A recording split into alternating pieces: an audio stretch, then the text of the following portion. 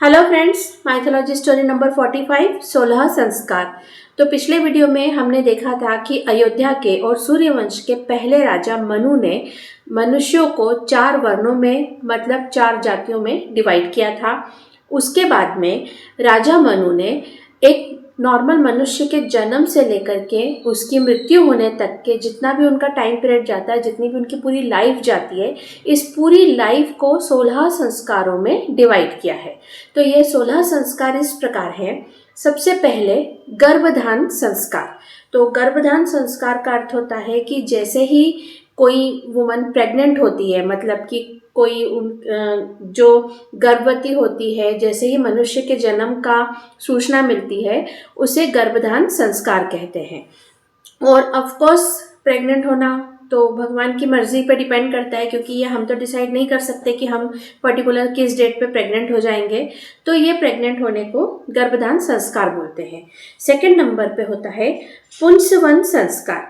तो प्रेग्नेंट होने के 3 महीने के बाद में नवग्रहों की पूजा की जाती है और नवग्रहों की पूजा करके पुत्र प्राप्ति की या स्वस्थ और अच्छे संतान की प्राप्ति के लिए प्रार्थना की जाती है। उसे पुंसवन संस्कार कहते हैं।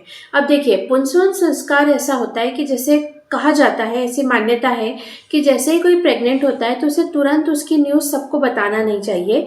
3 महीने के बाद में ये न्यूज़ सबको बताना चाहिए। तो जो 3 महीने होते हैं, तो 3 महीने के बाद में जब सभी पब्लिक को बताया जाता है, तो इस प्रकार की ये छोटी सी पूजा की जाती है और इसे अलग अलग स्थानों पे अलग अलग प्रकार से परफॉर्म की जाती है।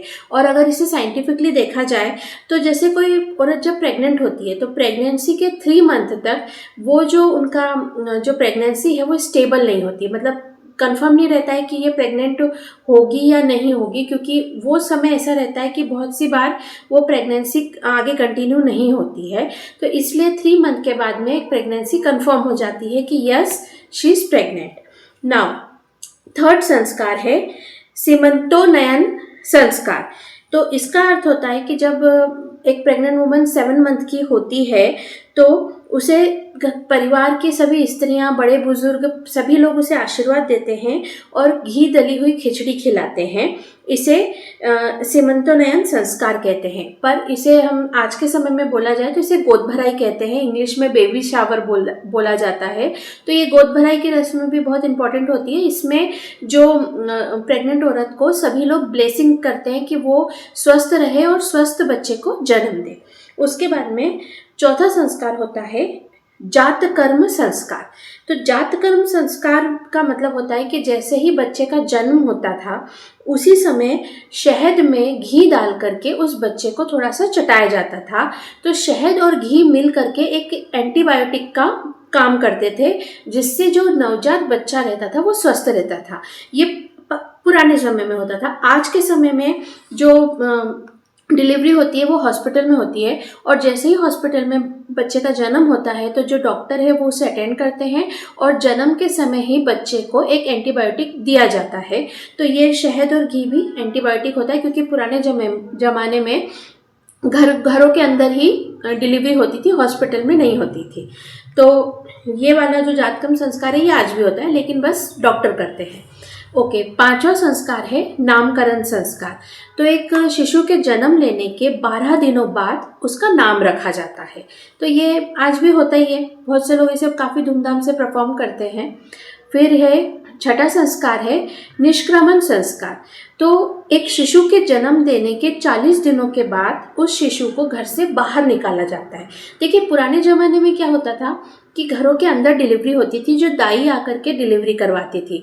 तो डिलीवरी के बाद से जो माँ और बच्चा रहता था वो एक पर्टिकुलर कमरे में ही हमेशा रहते थे। उस कमरे से वो बाहर बिल्कुल नहीं निकलते थे। उनकी जो भी रिक्वायरमेंट रहती थी परिवार के लोग उसे कमरे में ही ला के देते थे।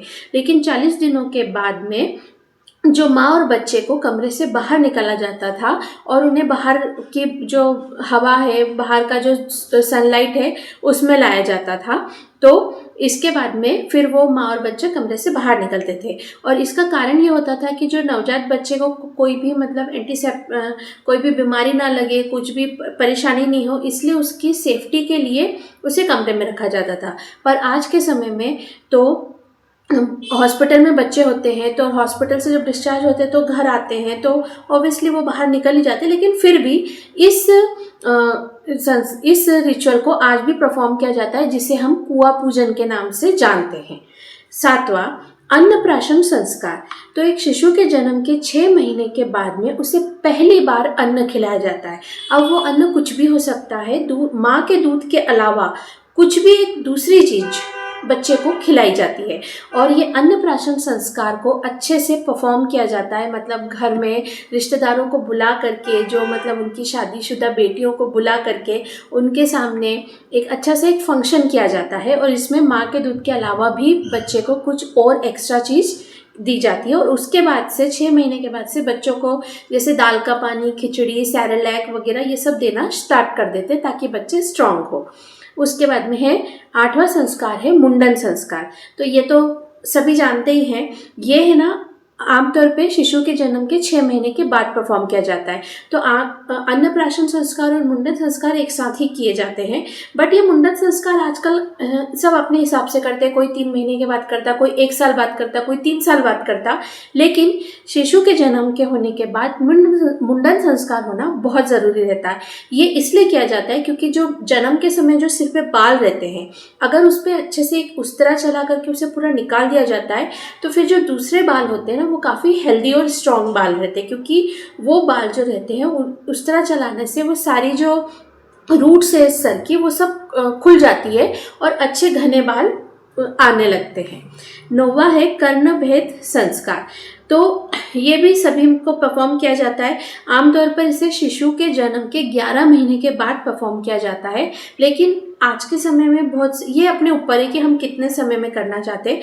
आजकल है ना 6 महीने के बाद अन्नप्राशन संस्कार, मुंडन संस्कार, कर्णवेदन संस्कार ये सब एक साथ ही कर लेते हैं एक फंक्शन करके, लेकिन ये 11 महीने के बाद किया जाता था। और पर ऐसा कुछ कंपलसरी नहीं है, ये अपने ऊपर है। और कर्णवेद संस्कार, कान छिदवाना बहुत ज़रूरी रहता है, ये बात भी हम सभी जानते हैं। तो फिर उसके बाद में होता है 10वां है उपनयन या यज्ञोपवीत संस्कार। तो ये जो चीज़ होती थी ये लड़कों के लिए होती थी, मतलब लड़कियों के ऊपर नहीं होती थी, लड़कों के लिए होती थी। तो जब एक लड़का 12 वर्ष का होता था तो उसको जनेऊ पहनाया जाता था, और जनेऊ धारण करवाने की प्रक्रिया को उपनयन या यज्ञोपवीत संस्कार कहा जाता था। और ये चीज़ जो है ये जो ऊंची जातियाँ रहती थी, हाई कास्ट रहती थी, जैसे कि ब्राह्मण हो गया, कुछ क्षत्रिय भी सभी नहीं, कुछ क्षत्रिय ये परफॉर्म करते थे, ये सभी लोग परफॉर्म नहीं करते थे। उसके बाद में हो गया केशांत संस्कार। तो ये उपनयन के साथ ही जुड़ा हुआ रहता है, क्योंकि जब उपनयन संस्कार किया जाता है, जनेऊ धारण किया जाता है, तो उस बच्चे का एक बार और मुंडन किया जाता है।